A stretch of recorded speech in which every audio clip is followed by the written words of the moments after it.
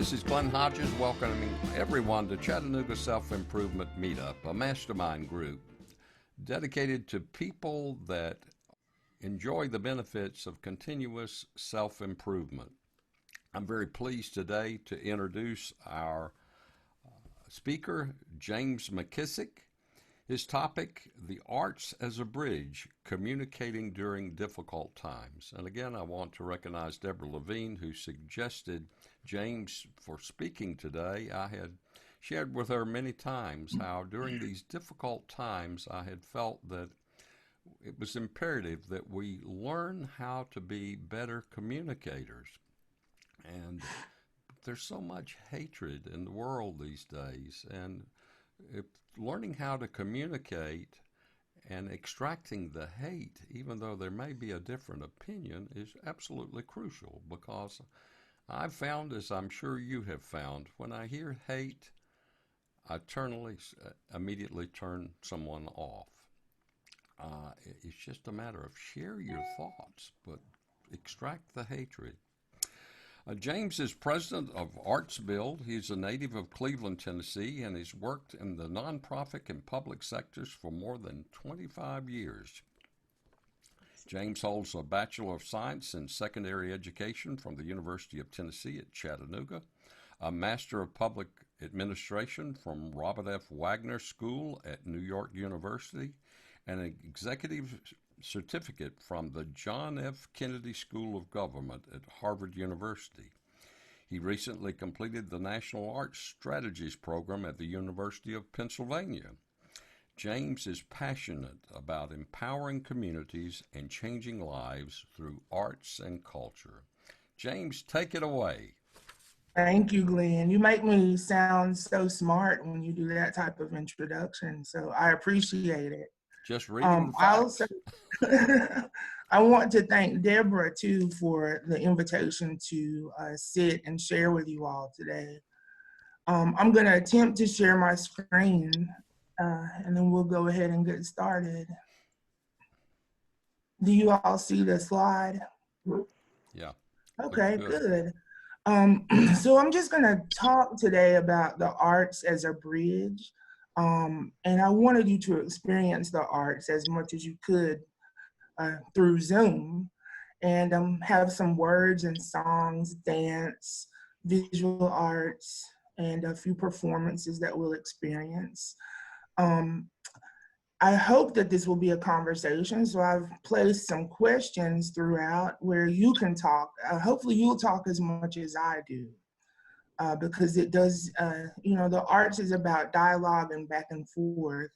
So we're going to experience all of that today. I'm just going to start out with a quote by the actress Ruby Dee. And she said that we use the arts as part of our struggle. And if you know about Ruby Dee and her husband, Ozzie Davis, they did use their participation in the arts as a huge part of the American Civil Rights Movement back in the 20th century. So just a little bit about Arts Build. Our mission is to really build stronger communities through the arts. We are a grant maker, convener. We financially support 20 arts organizations in Hamilton County. We recently gave emergency funds to 93 individual artists, and those were grants up to $500 each. We have a project called Community Cultural Grants, and we send 13,500 children in Hamilton County, many of them to have their first arts experience each year. And our funding and our work helps facilitate 950,000 arts interactions just in Chattanooga and Hamilton County. So as we go through this presentation, I have images of visual art. I have some videos for you to experience, some songs for you to experience. And I also have some different iterations of the American flag done by various diverse artists, indigenous artists, Mexican American, African American. And you can just, look at those and think about them. Anytime that you want to stop or ask a question, please do so. And we'll just keep going.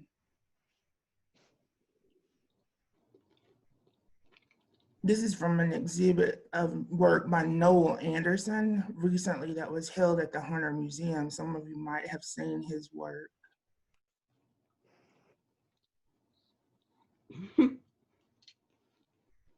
There's been lots of art related to COVID-19, and this is one of those, celebrating nurses. So the environment that we're in right now with the arts, just locally, COVID-19 and all of the closures have had a $2 million plus negative impact on our local arts sector.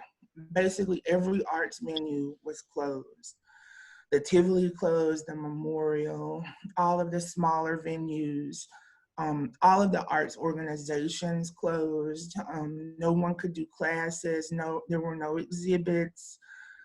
Galleries closed. Everything really shut down. And as we're trying to come out of the COVID-19 crisis, a lot of organizations and artists are trying to figure out what is programming going to be like in this new normal. And many of them are using digital and streaming to reach audiences. Some have decided to remain closed. And then on top of all that, we have the recent uprisings for racial equity that are happening here locally and all across our country. So the environment is very tumultuous right now for the arts and for everyone. So what arts and culture experiences have really been sustaining you all over the past few weeks? That it was imperative that we learn how to be better communicators. And there's so much hatred in the world these days. And if learning how to communicate and extracting the hate, even though there may be a different opinion, is absolutely crucial, because I've found, as I'm sure you have found, when I hear hate, I immediately turn someone off. It's just a matter of share your thoughts, but extract the hatred. James is president of Arts Build. He's a native of Cleveland, Tennessee, and has worked in the nonprofit and public sectors for more than 25 years.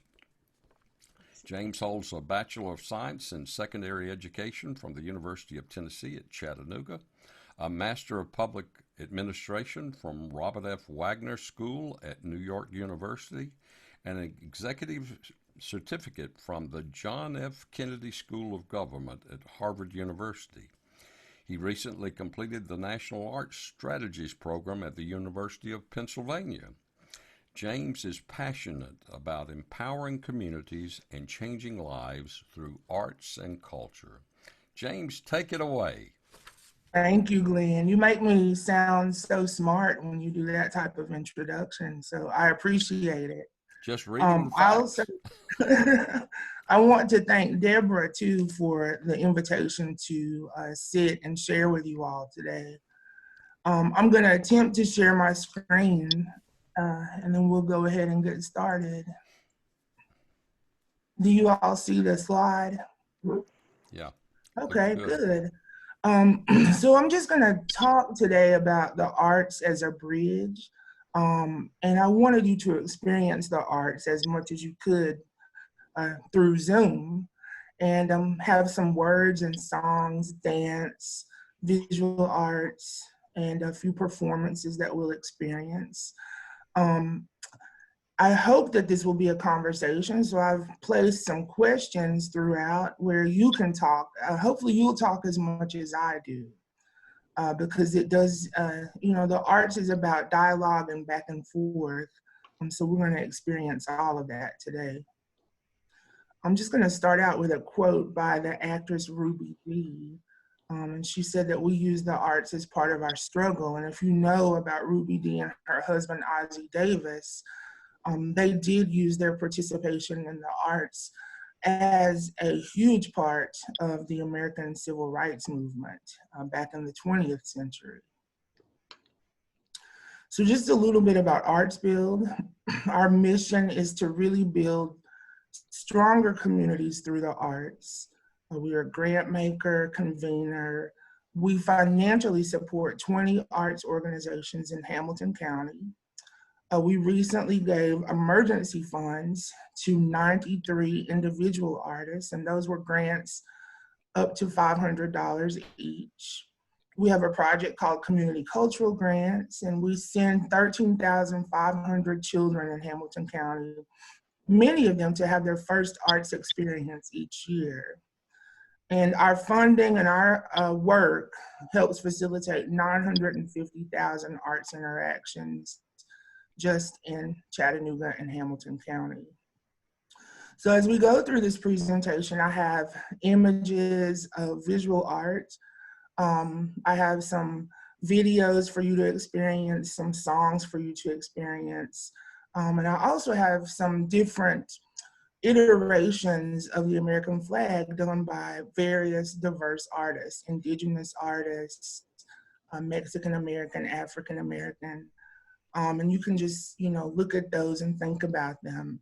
Anytime that you want to stop or ask a question, please do so. And we'll just keep going. This is from an exhibit of work by Noel Anderson recently that was held at the Hunter Museum. Some of you might have seen his work.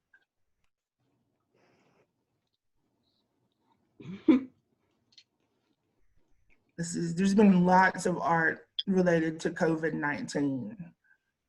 And this is one of those, celebrating nurses. So the environment that we're in right now with the arts, just locally, COVID-19 and all of the closures have had a $2 million plus negative impact on our local arts sector. Basically, every arts venue was closed. The Tivoli closed, the Memorial, all of the smaller venues, all of the arts organizations closed. No one could do classes. There were no exhibits. Galleries closed. Everything really shut down. And as we're trying to come out of the COVID-19 crisis, a lot of organizations and artists are trying to figure out what is programming going to be like in this new normal.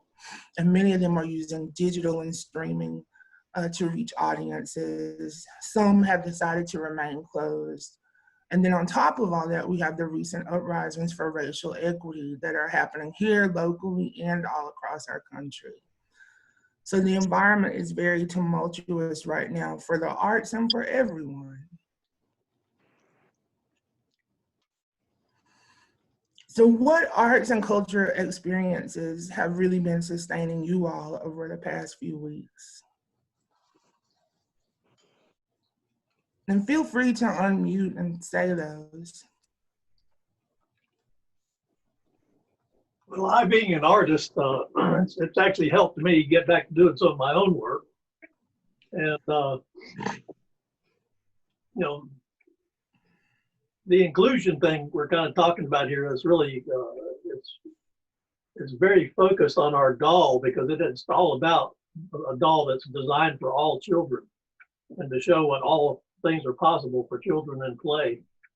And so it's been a real help to be able to focus on that. And it's always the perpetual struggle for artists to try to make a living. And the sculptor that I apprenticed for, he taught me how to work on houses, said you need to do this so you can make some money on it too. And I've been doing that. I've actually worked on several of the houses here in the neighborhood for people that needed work because most of the construction people have been over toward the tornado damaged area.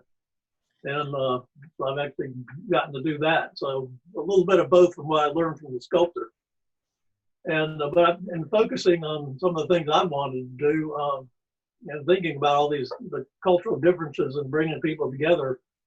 I'm a historian. I took a course with the Cherokee Indians and took their history course and got a little diploma from the Cherokee tribe.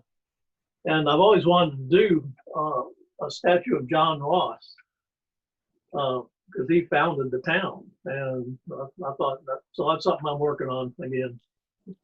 And of course, that's an expensive project, but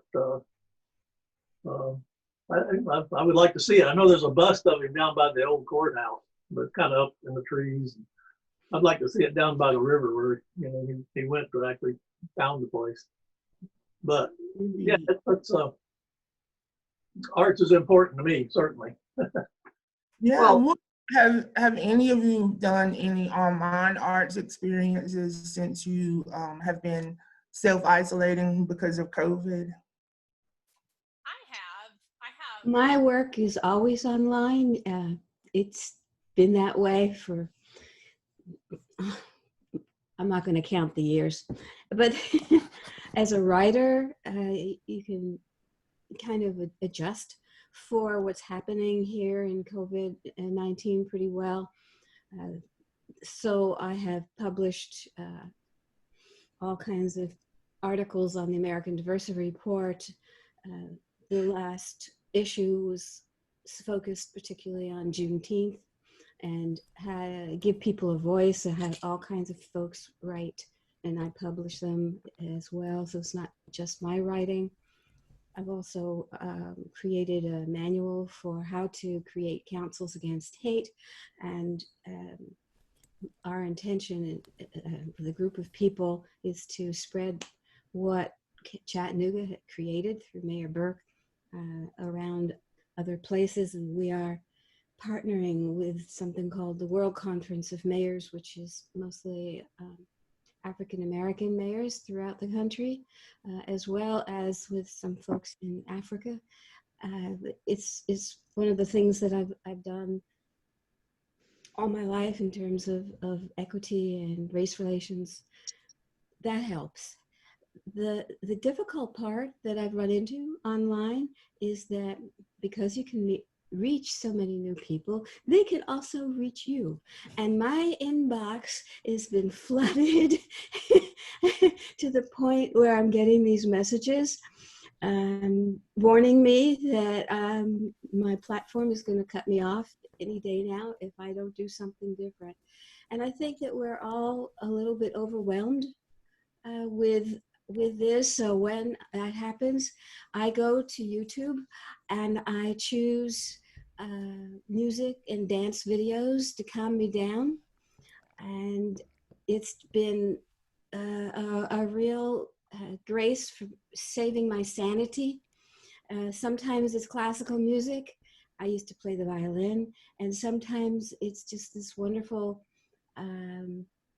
Josh Groban kind of music, singing, or it's going to be something that is about dance, because we have so many ways in which to express ourselves. It depends on how I feel that morning. So thank you, YouTube. I know, Becky, thank you, Deborah. You wanted to say something too. Yeah, one of my clients is a New York Times best-selling children's picture book author, and a lot of what he is focused on is inclusivity, and he has been really changing his focus from the children's books to writing about early childhood literacy education and trying to spread that. And it's really helped me to kind of help him, because it reminds me that children being able to read gives them access to other cultures, which gives them understanding of other cultures, which ultimately will unite our world in a way that little else can, because you can access every other culture in the world without having to leave your living room when you can read really well. That is so true. Those are some great comments. I know I've been doing a lot of arts experiences online myself.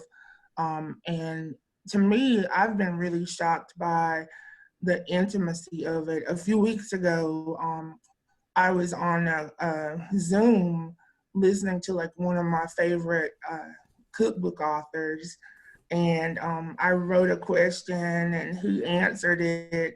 And it just made me think, like, you know, there's no way I would have this type of access to this person if it were not for this type of situation where I can't just call him up and say, answer my stupid question, but it's amazing how it's kind of shifting everything and making us think differently about our interactions.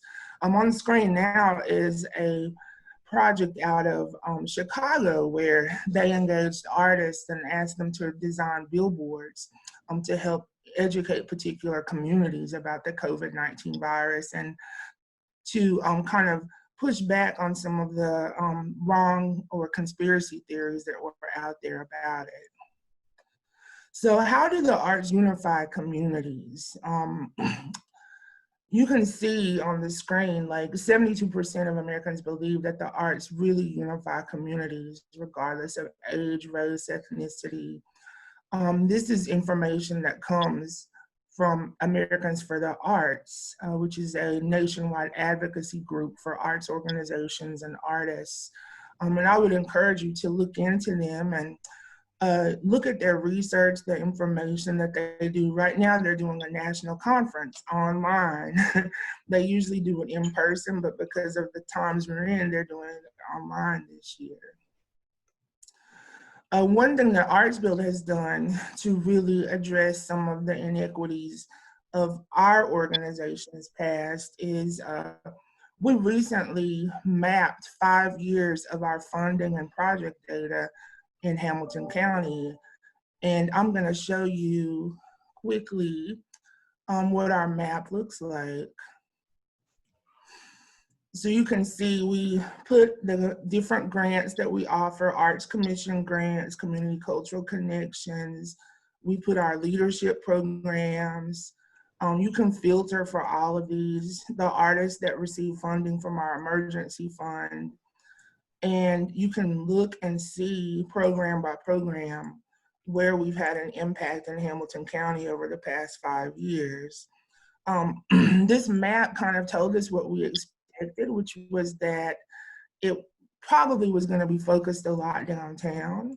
So it's really showing us some of those areas where we have opportunities to grow our engagement and to really get out there, meet new people, and build new connections throughout the county.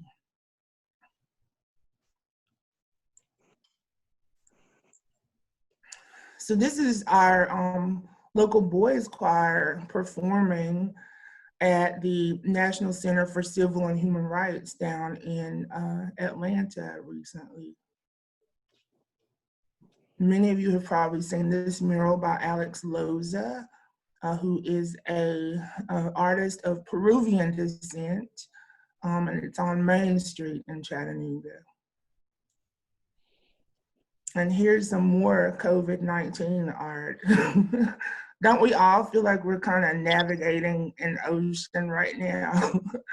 Trying to figure out what to do, what not to do, listening to mixed messages. Who do you listen to? It's really fascinating. So is there a challenging social issue that you've understood better as a result of the arts? Maybe one or two people, if you want to answer this question. Well, I think one sure thing arts do is it can give you a different perspective on things. And that's sort of across the board. Just socially, but even just in your outlook on life. One of my favorites when I was growing up, when I first saw artwork by Salvador Dali, kind of had an effect on me. And but I also like his story. I have a lot of different styles. I don't have one style. I worked with a fellow that was a dance teacher. And the one thing I really loved about dance was if you want to be successful at it, you have to know all the different styles. And that fit my sort of version of visual arts that I do, art and painting and sculpture. And it also helped me get jobs doing restoration work where I could match a style of what needed to be repaired. But it's a different perspective that arts can do, especially if it communicates. I watched something yesterday on television where they, about a musician, about Thelonious Monk, and they're talking about how art crosses the boundaries by not always doing the same thing. And so you have different approaches to even talk about the same subject. And I think that's important, really, about any subject that we talk about or anything, any situation we're in. We're in so many different situations right now that it's important to remember that a situation is almost like a planet. There's all these different directions you can look at. And it's important to know as many as you can. And I think arts really help with that. Well, I also think that one of the reasons I love living in Chattanooga is there's so much public art. And I love just walking through it. And a lot of it, you go, what was that person thinking exactly? And it makes you get out of your own head. And I love Chattanooga for that, all the public art. I love it too. And I know that it's always challenging to me because when financial hardships come for governments or for cities, you know, a lot of times one of the first things on the chopping block is the arts. But people would really miss it and have a negative experience in our city if not for a lot of the art that's there. So I think there has to be a way to balance that and to really advocate for the importance of the arts in our city. And you know, so we're talking about how, you know, how can you understand better a social issue through the arts or using the arts. And over the past few weeks, a couple of people have emailed me to say, help us understand what's going on with the uprisings throughout the country. And there've been a couple of times I've just sent them this poem by Langston Hughes because it tells you exactly what's going on. People are responding to a dream deferred, and then a dream deferred, held back for so long, repressed for so long, it could explode. So this is, to me, a perfect example of the arts helping us understand societal matters and societal issues. So Americans for the Arts has also looked at how do the arts improve individual well-being, and of course they do. My favorite part of this is that 73% of people feel that when they're doing the arts or experiencing or participating in it, it really just gives them pure pleasure. And I think that's what you were kind of saying, Marcia, too. When you walk around, you just get pleasure from the environment, from the art, from the public art that you see in Chattanooga. And this is one of my favorite things that I've seen shared on social media lately, which is so true. I mean, just think about being quarantined or social isolated over the past few months without your music and books and poems and movies and paintings. It would not be a fun situation. I might add gardening to that list too, because that's helped me, right? Throw sculpture in there. Sculpting too, yeah. So here's a representation of the American flag by an indigenous artist. And when I finish with this, I'll send to Glenn and Deborah the slides and the information. So I have just a short segment of a dance performance that I wanted to share with you. I know that a lot of people have recently learned about the Tulsa Race Massacre and the Greenwood area in Tulsa. And this is a performance by the Alvin Ailey Company of choreographer Donald Byrd's Greenwood, which is all about that time in our history. So I'm going to just share a little bit of it.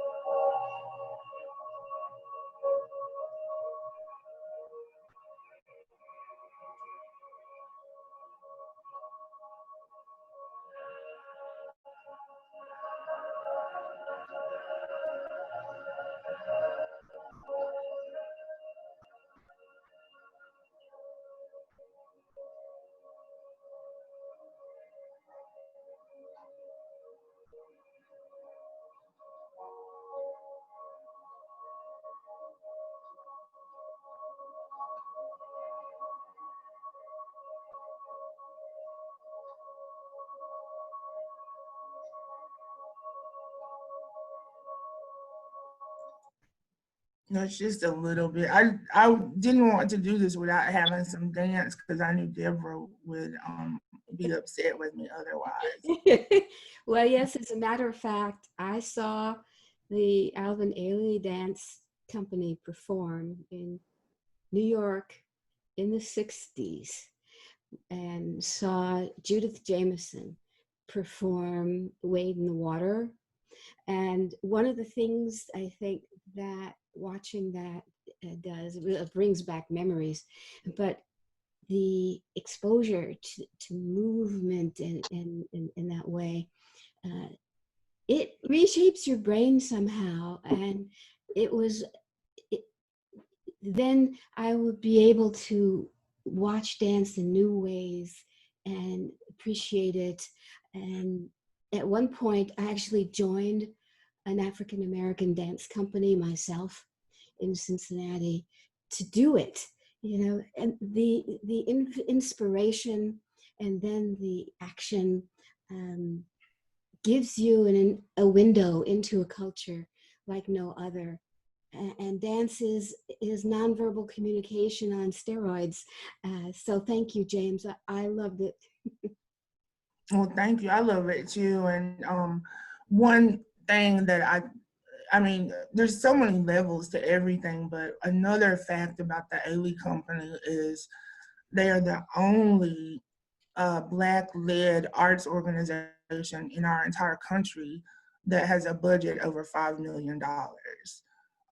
So not only, are they brilliant artists, but it also there's a lot that can be said about funding inequities in our country and in the philanthropic sector, that there's only one organization at that level.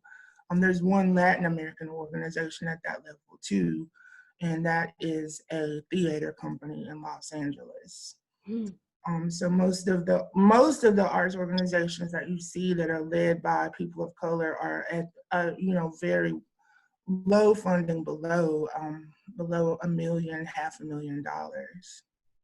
In fact, I recently, just this week, was asked to submit nominations for the Mellon Foundation for some funding, and they specifically said, we want you to help us find organizations that are led by underrepresented groups or serving underrepresented groups.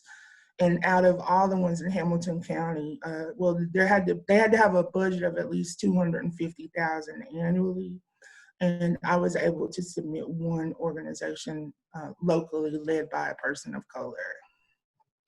Wow. And the Alvin Ailey Dance Company was also unusual in that it was the first African American dance company that would do classical ballet. Mm-hmm. It was an interesting insert into what had been a basically all white kind of art form, and it transformed. Yeah, and it's amazing because you're talking about, you said the 60s, right, when you saw them? I think it was the early 60s, yeah. And just last week, I saw an article that said that Black ballerinas finally are able to get shoes that match their skin tones, point shoes. So how many years later is that? What, 60? That was last week. So times change, but they change kind of slowly, don't they? Just well, yeah. Mentioning that, James, as far as the ballerina shoes to match skin tones, I was shocked recently. I saw, it was just a few months before COVID. I just happened to be visiting someone at Erlanger, and Chattanooga Ballet was doing an exhibition there in the lobby at Erlanger at the Medical Mall, and I was very shocked at the price of ballerina shoes and how often they have to be replaced. They do have to be replaced a lot, yeah. And Deborah, what is the cost of those? I forget, but I was shocked. You're talking to somebody who hasn't worn a pair of point shoes. That's what they're called, as opposed to ballet shoes, because they're also flats for practice and for youngins. But they're expensive, and they have to be really carefully fit to you, and you have to break them in. And then as you break them in, they also get worn out. So most people have more than one pair, and ballerinas who are professional will probably have to replace them, I don't know, once a month or something. That's how frequently they're going to get worn out. It's a huge expense for people in the dance world, along with the fact that usually dance classes require certain clothing, leotards and tights of a certain kind. And so the individual in a learning curve before they ever become a professional has to outlay quite a bit of money. And I don't know where they get it. I had my parents, when I was young, help me out. If you don't have that, I don't know what you do. What do you think, James? Well, I think you probably would not be able to get the shoes, or you would have to maybe have some sort of scholarship to get them. There are some things in place that help people to get access to the classes and the equipment that they need. But it is a struggle. I mean, the arts are very much like sports and outdoor experiences here in Chattanooga, where people will often say things, why don't we see more people of color engaged?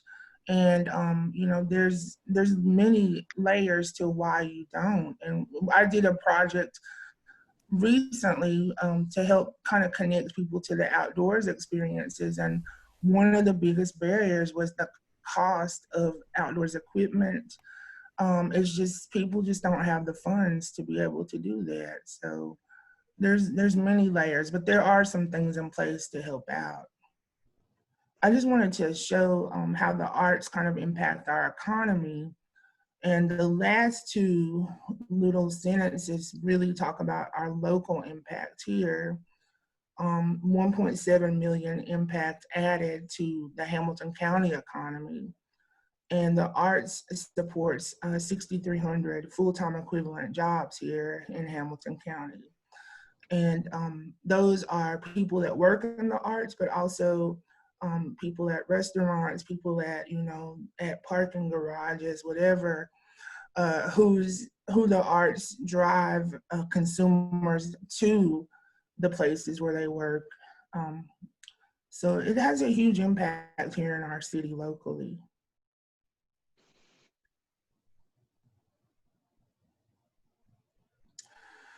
So this is a quote I just wanted to share. This is the time, these times of crisis are precisely the time that artists go to work. And that's by the great writer, Toni Morrison. And this is a flag by a woman named Faith Ringgold. So we've talked a lot about how the arts have impacted society, how they make you think about things. And as I was thinking back, like, what is one of those milepost arts experiences or arts expressions that really changed a lot? And I thought about this song, which was performed and recorded by Billie Holiday back in 1939. Many people say that it was one of the fires that lit the civil rights movement. So I just thought as I end, I will play it so we can experience it. And then I'll be glad to answer any questions that you have.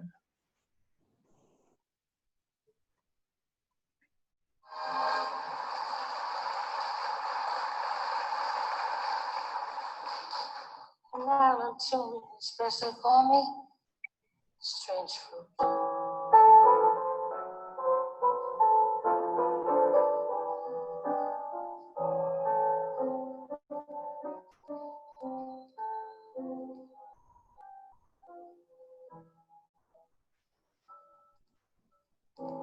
Southern trees bear strange fruit.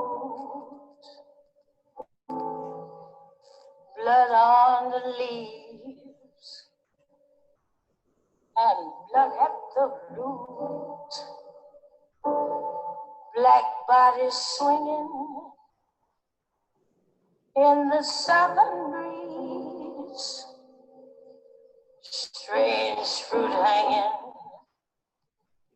from the poplar trees.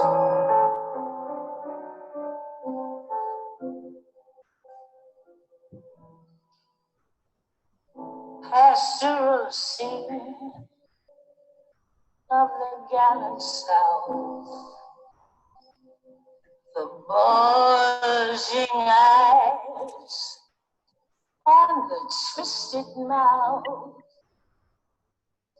Scent of magnolia, sweet and fresh. Then the sudden smell of burning flesh.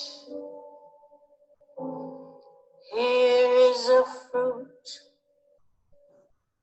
for the crows to pluck, for the rain to gather, for the wind to suck, for the sun to rock, for the tree to drop.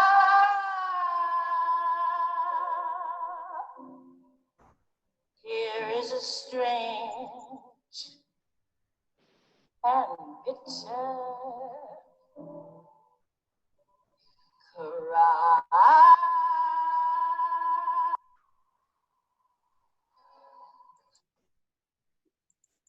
So that's all I have. Yeah, wow. Wow.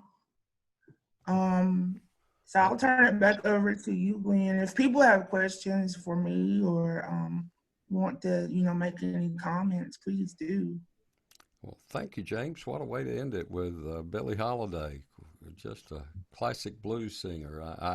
I couldn't understand everything she was saying. It would be awesome to be able to get the words to the song. I'll send them to you. Oh, that would be super. Something that if someone were to have the subscripts on the screen as she was singing, that would be powerful. Well, Brother Richie, we haven't heard much out of you. Are you asleep under the desk? Maybe. He's on mute. You're muted, Bob. Sorry about that. I was saying I was eating my cereal with my pet here, Pony. We have a lab husky mix that's going blind, and so she generally sits wherever I sit because she thinks she's going to get something dropped in her lap. Well, that disappoints me. I thought you would have had a more wholesome breakfast. I would have thought over there in that part of the country you'd have had ham and biscuit. Oh, well, no, not quite. It's a bowl of cereal in the morning typically.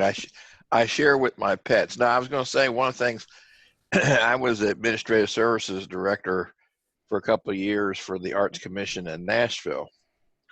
And one of the biggest things that I saw during that time, because I handled a lot of the dispensation of funds, is there was a lot of opportunities for various projects and everything, and it typically went to the ones that did the best analysis or discussion. And I don't know if a lot of them had been doing it for a long time. So part of the issue, I think, on some of it was on distribution of funds, is possibly some of the local folks that may participate in trying to get funding don't have the tool sets as far as being able to put together the proper scripts and so forth to request the funds. And I was only there for a short time, but that was one of the things that I noticed in some of the, we would get hundreds. We had a budget of about $5 million to give out, and it would get hundreds of proposals, but half of them were not properly signed. They weren't properly, they didn't answer the questions thoroughly. And I think this could be part of the problem of some of the disparities in funding. So as far as adding 2 cents worth, that would be my 2 cents. Yeah, I think there's a lot of truth in that. And, one thing that we've done at Arts Build since I started is we now make like-size organizations compete for funding against like-size organizations. So we would not ask, in the past, like a small arts organization that's working like in a housing project would be competing against the Hunter and the Creative Discovery Museum for funding.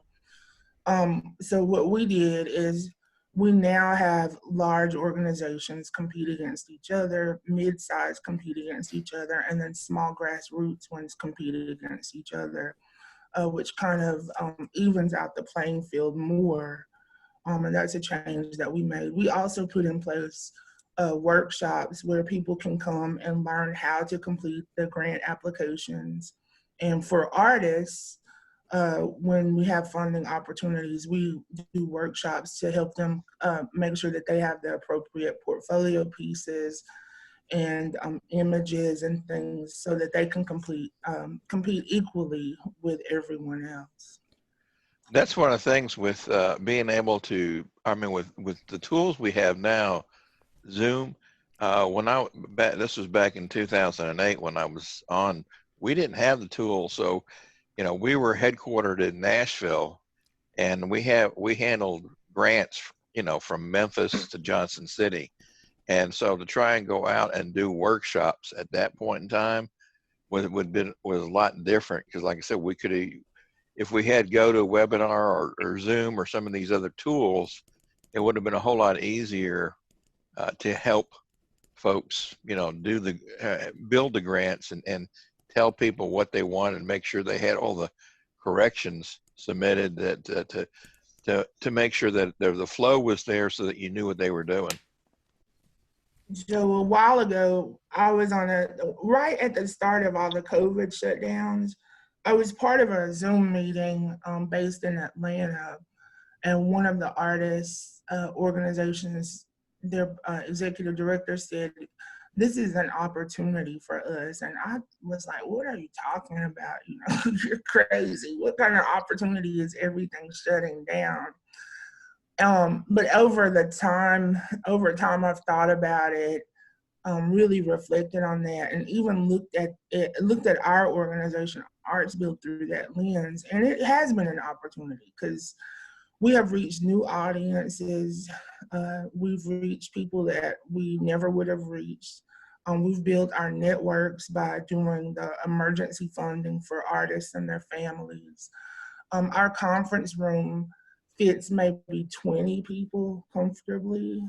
But a week ago on one of our Zoom meetings, we had 92 people. So there is an opportunity that's in here with everything that's happening now, but we just have to dig it out and amplify it and build on it. So that's what a lot of arts organizations are doing.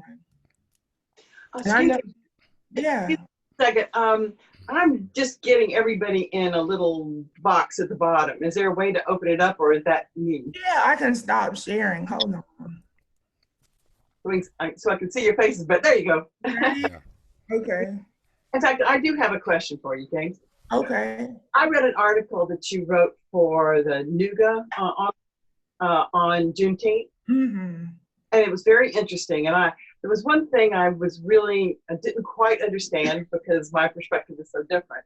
But you talked about resistance, and that every breath was taken from the viewpoint of resistance. And I wish you'd elaborate on that for me so I could understand better.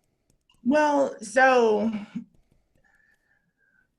when I wrote that, I was really thinking about as a Black person, and looking back at my ancestors and all those generations that I talked about, just the fact of living a life, you know, being born, waking up every day, breathing through it, inhaling, exhaling, dying, just living was resistance, and was what allowed me to be here now doing this Zoom call. You know, the fact that people continue to live and do what they felt that they needed to do, knowing that there were no good options for them, but knowing that at some point in the future, their descendants would have a different life or a better life. And they hoped for that, and they lived and died, you know, imagining that. Okay, thanks. Thank you, James. You know, for Glenn? those of that may not know, I didn't know. I was wondering. I like that quote of Toni Morrison's, so I looked up who she is. And Chloe Anthony Wolford Morrison. She was born in Lorain, Ohio. She's known as Toni Morrison. Was an American novelist, essayist, and book editor and college professor. Her first novel, The Bluest Eye, was published in 1970. The critically acclaimed Song of Solomon brought her national attention and won the National Book Critics Circle Award. So now And you she have it. also, Maybe you could add to it. yeah, she won the Nobel Prize for Literature as well. Oh, all right. Well, I don't know why they didn't. You'd think that would be listed first. Hey, Glenn, this is Yes. Sylvia. Hey, I'm sorry I was late today, but I did hear the end of the presentation, and I heard the Billie Holiday song was very poignant. I looked up the lyrics and I have emailed them to you, and I have them on my computer too, so I could share my screen because it's very poignant. We don't want to miss it. It's about lynchings of Black men in the South, and it's just tragic. Well, why don't you put it up and read it, Sylvia? Okay, may I share mine? You sure? Hold It on. says the host has disabled participant share All right. screen Well, hold sharing. on a minute. We will try to. We'll try to do Yeah, that. while you're doing that, I'll kind of share that I think this song represents that bridge that we were talking about. This was a poem written by a Jewish author that was then put to music. They found the perfect singer, Billie Holiday, and it's the perfect storm because it drew a lot of attention to the horrors of lynching throughout the South. And we know that, you know, 6,500 people were lynched during that period of our country's history. Who is And the Jewish author? hmm, Who is the Jewish author? I will find his name while y'all are looking up the information, Thank okay? Sylvia, it should be set up for multiple participants to share now. Try again. Okay, can you see it? I'm sharing. Oh, well, let me No, not see. yet. Can't see it. Okay, now. No, just still see you. Okay, Oh, now can you see it? yeah, now we got it. Why don't you read that for us? Me? Yeah. Okay. Southern trees bear a strange fruit, blood on the leaves and blood at the root. Black bodies swinging in the southern breeze, strange fruit hanging from the poplar trees. Pastoral scene of the gallant South, the bulging eyes and the twisted mouth. Scent of magnolia, sweet and fresh, then the sudden smell of burning flesh. Here is a fruit for the crows to pluck, for the rain to gather, for the wind to suck, for the sun to rot, for the tree to drop. Here is a strange and bitter crop. It's powerful. And Deborah, I just shared the author's name, Abel Mirapol. Yes, I saw that. His that was his real name, but he had another more American name. He was a Jew from Eastern Europe, and published it in 1937. and he set his lyrics to music with his wife and singer Laura Duncan.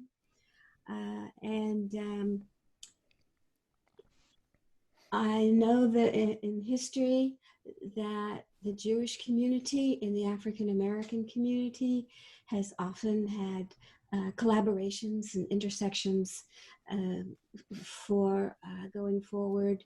And I know you and I have talked about it, and maybe we should, at this point, get together and talk about it some more. Mishi, any comment? And let me ask you a question. My fault, I'd never asked you when we were meeting in person. I think we met at the marketing clinic. But I gather you were not born in this country. Is that correct? No. When did you come to the States? 1977. 77. So, what are your comments about today and the unrest that we're currently dealing with? In general, the era that I'm coming from, we had multi-religion, multi-races in Iran, and the magnitude of prejudice at this high did not exist at that time for me. So one of the experiences that just this meeting reminded me of was when I was at the university in US, and I had both Arabic friends and Jewish friends from Israel. And at that time, I was inviting each side to listen to one another, peacefully. And I experienced the level of the tension and hate from either side. And what it taught me is hate does not pay, period. And Glenn, I appreciated that you started, the meeting with having a remark about hate. So Thank I you. appreciate that. Thank you. Thank you very much. Aram? Glenn, we have one person here, Aram Perez. Aram, you grew up in Puerto Rico, right? Well, actually, I was born in Gary, Indiana. Oh, right. And, but when I was 12, we moved to Puerto Rico. I lived there 5 years. And then I came back to the U.S. and have been here ever since. Now, my mother is Puerto Rican. My father was from Cuba, but he left Cuba way before Castro, the Cuban Revolution. So he left Cuba around 1948, went to Puerto Rico. That's where he met my mom, and they got married. So,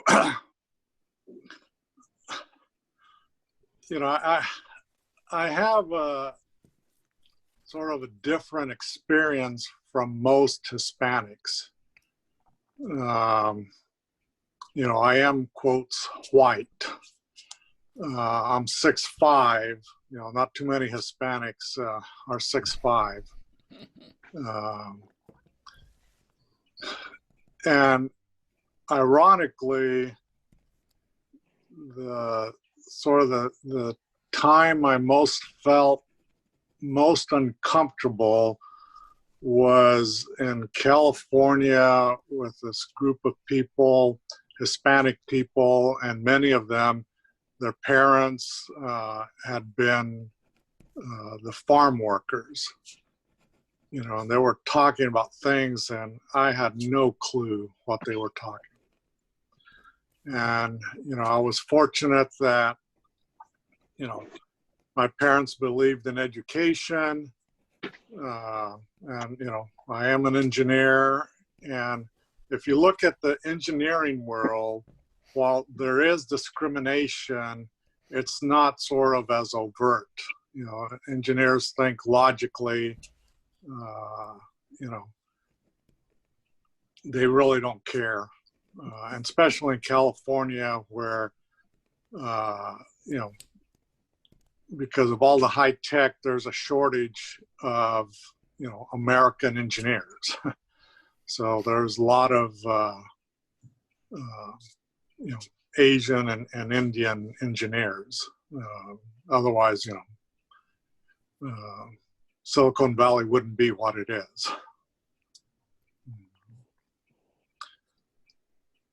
And, you know, my sort of like three or four generations back, a lot of my family on both Cuban and Puerto Rican side actually came from the Canary Islands. But you know, and Puerto Rico, you know, and even in Cuba, you know, the Spaniards wiped out the native population. You know, and they were in favor of slavery, which was, you know, really sad. So, you know, but, you know, as a Christian, you know, God loves everyone. God doesn't see color. So I have to, you know, if I say I'm a Christian, I have to follow that. You know, so.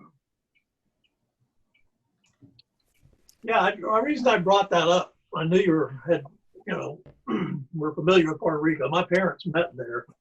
Right. And I sort of jokingly say that I'm Puerto Rican. But it's so diverse down there. I know in the 1930s, 20s and 30s when they lived there, my mother, for instance, dated a black man. And the only problem my grandmother had with it was she just didn't like him. He thought he was just too fat. He was too old for one thing. He was older than her and all this kind of stuff. The fact that he was black didn't even come into it. And that's sort of the atmosphere I grew up in. And one of the reasons my father integrated Georgia Tech was it was the obvious thing to do. I mean, it's a stupid waste not to do that. Right. I take heart in the fact that there's places like Puerto Rico that are so diverse that generally they get along, and it's obviously possible.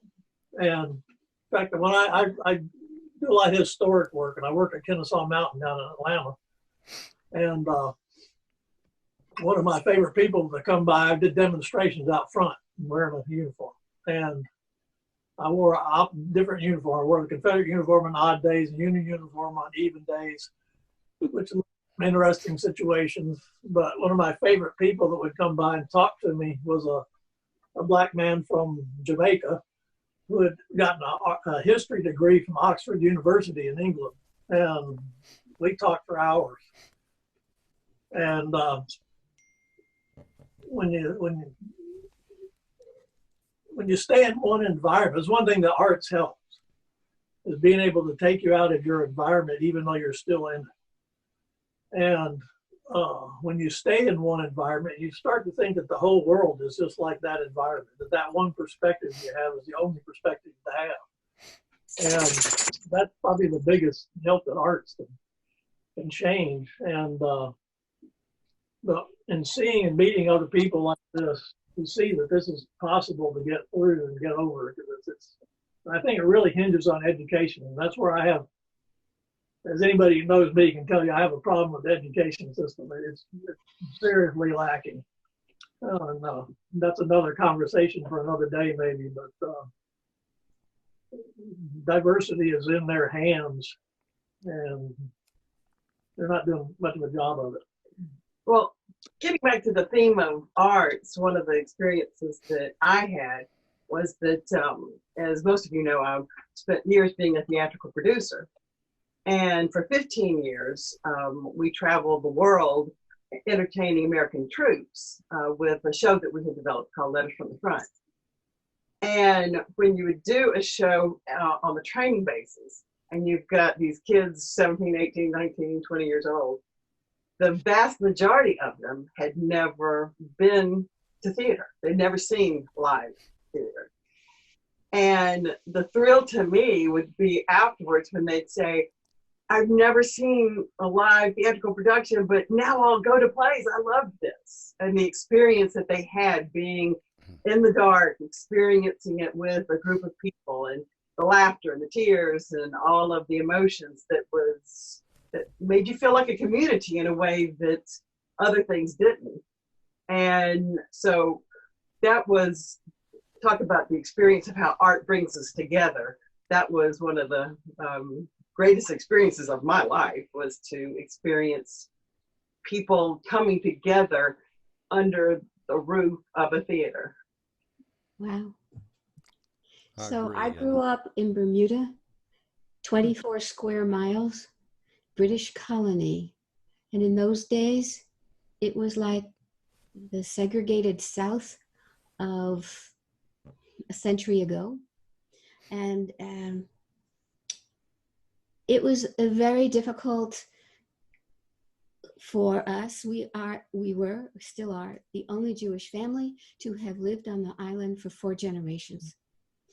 And one of the things that my family did was to create the first shopping mall, very small, right, on the border of where the Black community and the white community met.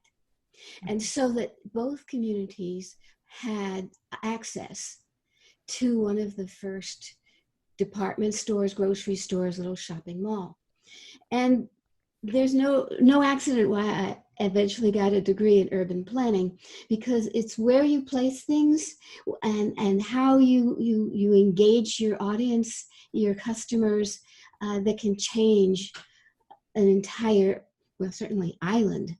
And recently they named my grandfather one of the founding 400, which I'm sorry he wasn't alive to enjoy, because he was totally a party animal and it would have been a big celebration, right? But James, I have a question for you. As we look at the issue of urban planning and the arts and where we put things in the architecture, as well as the arts organizations and the public arts, how have we changed this town, Chattanooga, in terms of urban planning? Because once upon a time, we too were segregated into communities with often and still, limited access even to food and grocery stores.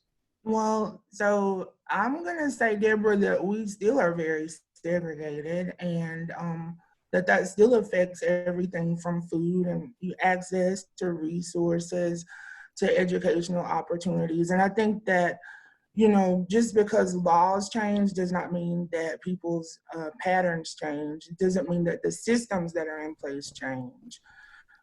So, I mean, if we would all be honest, we might look at our own neighborhoods and just be real that, we're living in segregated areas. Still, our schools are still very segregated. So the laws are different, but the systems and the patterns have remained.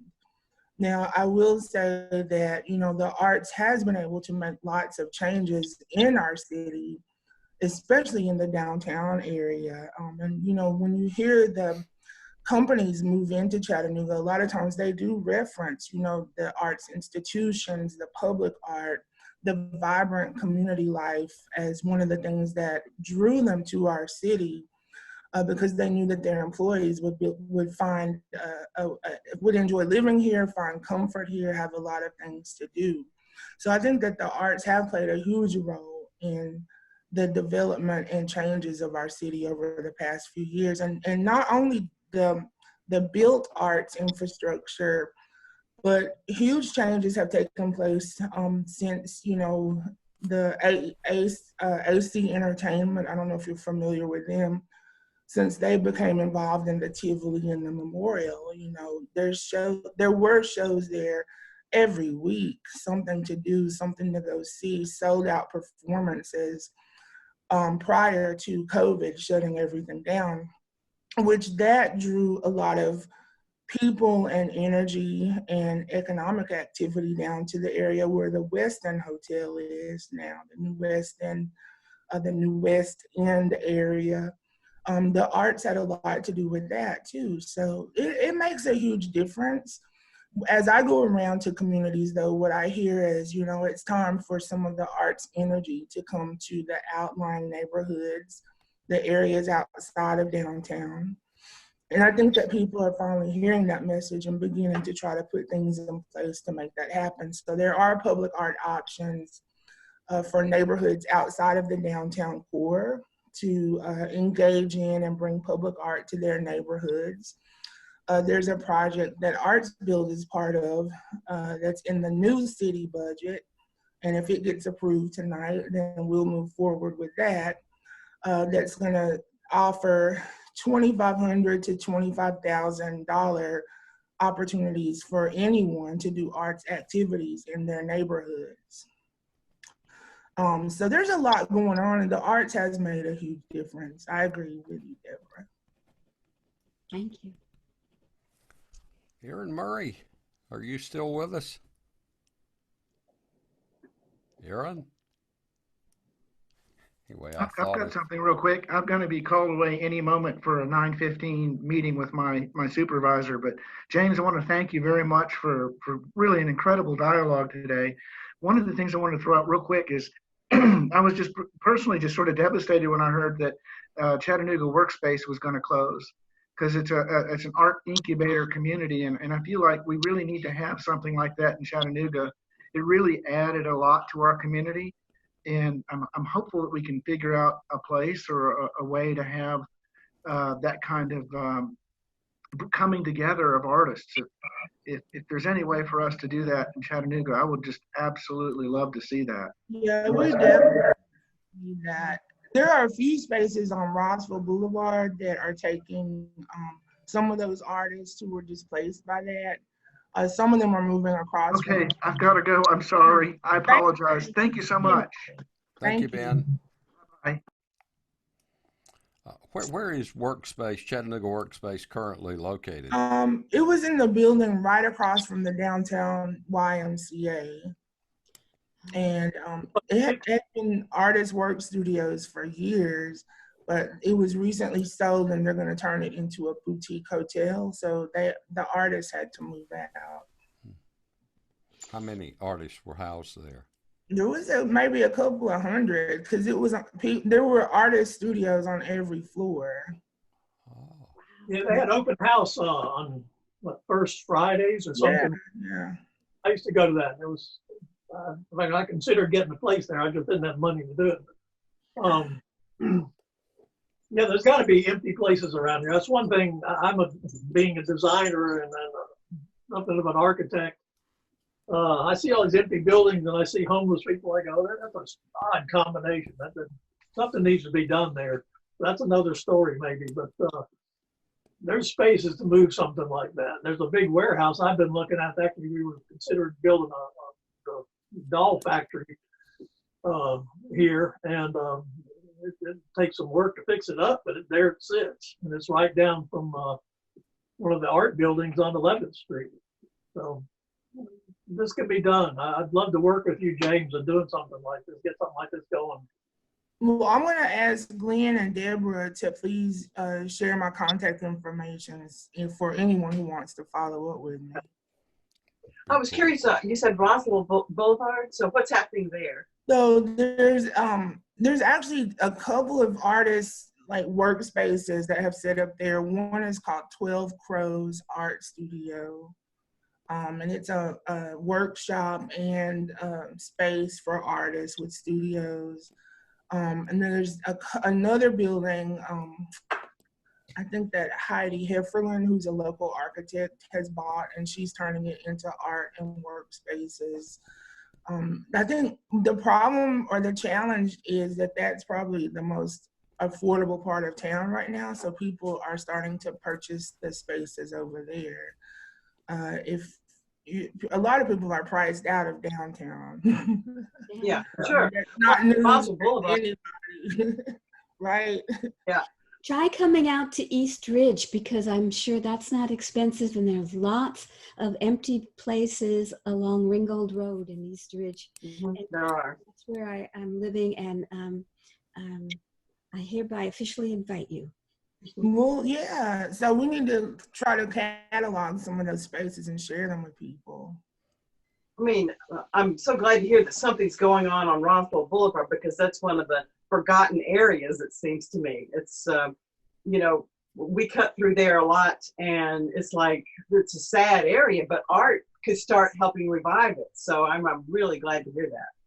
Well, look what art has done in entertainment to Rossville Avenue. Remember when that was not a real good section of town? I'm trying to picture what's over there. You mean Well, near? loose cannons over there, and Oh yes, okay. Oh yeah. yeah, And then Mark Height just built that gorgeous, new real estate complex there. hmm Yeah, that totally changed. yeah, and it's the prices have skyrocketed. That's the problem. Artists come in and fix everything, and then they get pushed out and can't Yeah, afford to live there. right. They're just providing us with another job. That's all. I want to change the subject just very briefly, and then we'll get back to this. Just mention it so you could be thinking. I don't have a speaker lined up for our first meeting in July. So if any of you would like to be responsible for the meeting, or you have an idea of someone you would like to invite to speak, I've still been talking with Nicole Curtis. She and her mom had committed to talking. Nicole had the truck driver, who is a turned accountant in East Tennessee, was scheduled to speak some time back, but her mom, who has a trucking business, ended up short of drivers and had to actually go on the road. And so I've sent her a text about speaking first meeting in July, but I haven't heard back from her. So if any of you would be interested, and this does not have to be a professional presentation. We're just common folks gathering, trying to help each other to improve. It's Chattanooga self-improvement. So whether you're trying to improve your speaking ability or you just want to share an idea, don't be intimidated, because we've had trained speakers here recently. I just did it to kind of add a little pizzazz to it, since we've gone virtual, and it's intimate but not quite the same as when we would meet there at the Edney. And I miss that closeness, camaraderie we had there. But I think we have a lot of people that are enjoying the virtual mastermind, and that we have those that couldn't travel to be with us at 8 o'clock in the morning that can join us virtually. So regardless of what happens with social distancing, I think we'll continue to do something virtually. Anyone have any thoughts of a speaker or would like to volunteer? Well, don't Yes. everyone speak at once? Actually, I like to add what Aram said, because his background in engineering has similarity to mine, and it reminded me, his California time reminded me of my graduate school years at University of Tennessee in Knoxville. So in ways, what I actually like to have as a feedback also is, we consider science also to be similar to art, that brings people together, and as well as sports. Various types of sports are art, and what I experienced in life was researching with other scientists and play different types of sports. And I do appreciate James' feedback, because that is always my fascination, the true art, so. And including that, I wanted to brainstorm it with Aram. Do you think Mark Fowler could do a presentation about water and solar? What do you think?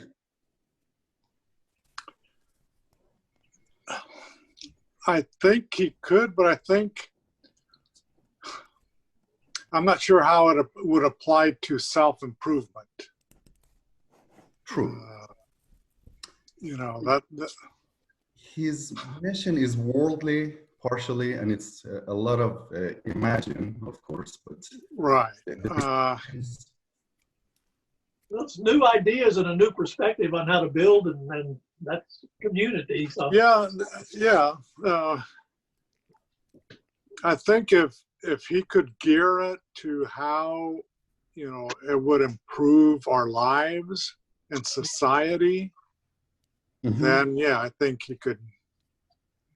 That would be a good idea. Maybe introduce him to Glenn and let him to have a conversation with Glenn, maybe. Right. Well, why don't one of you talk with him and kind of get a feel for it, see what he thinks. Yes. Something else that I thought would be interesting, Joe Wheelis, many of you remember Joe. Joe hasn't been joining us virtually, but he's doing fine. He's had some surgery, and but I think his hours, he seems to be more of a night owl and sleeps in a little more now. But he had lined up a guy one point that was going to talk about the history of Chattanooga, maybe starting from TVA moving forward.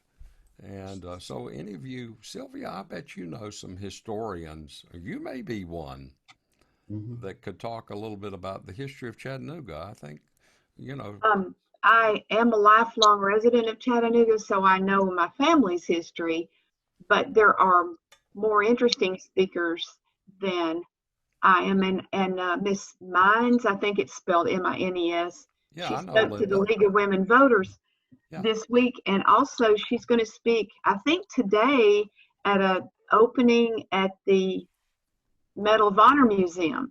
So she might be an excellent speaker on history. Oh yeah, I Linda would love hearing her. She is great. She's so interesting. Good idea. Good idea. I know if y'all remember Dr. Black that was over the History Museum at one time. I went on a walking tour with him over on North Shore. Wow. And that was really, really interesting. Oh, I'm sure that was.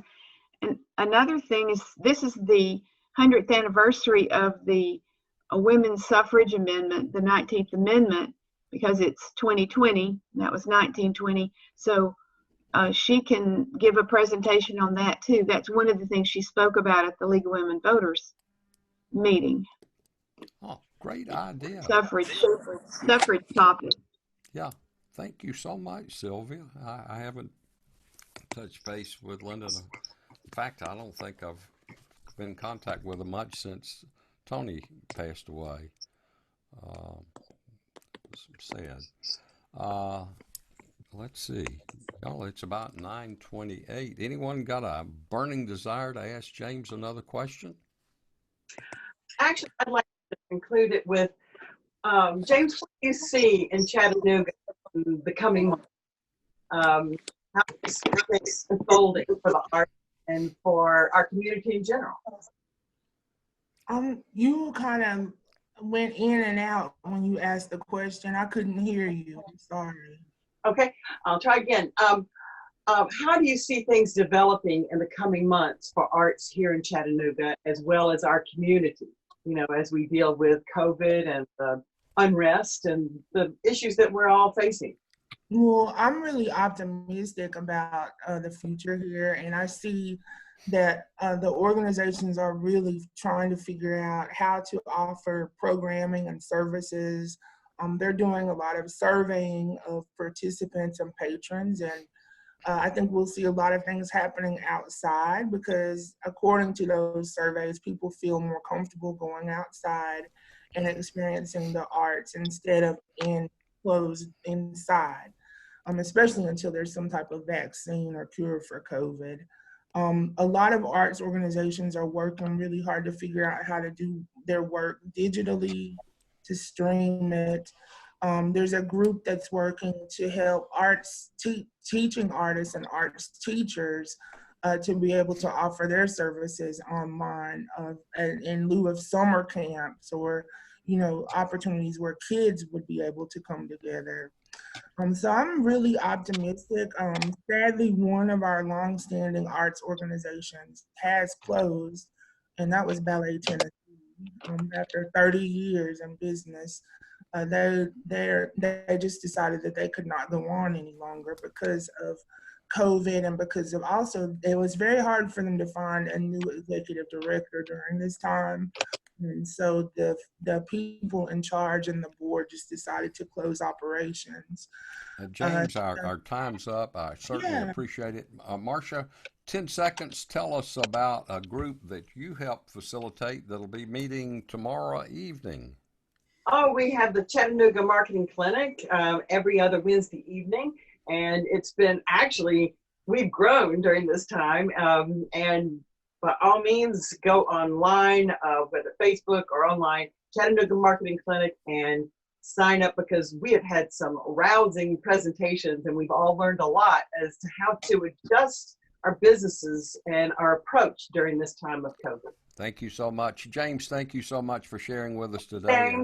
James. I think we all agree. You get a group of different ethnic groups together, and let there be music, let there be art, let there be drama, and we all come together. It is, and thank you, Deborah Levine, for suggesting that James be our speaker today.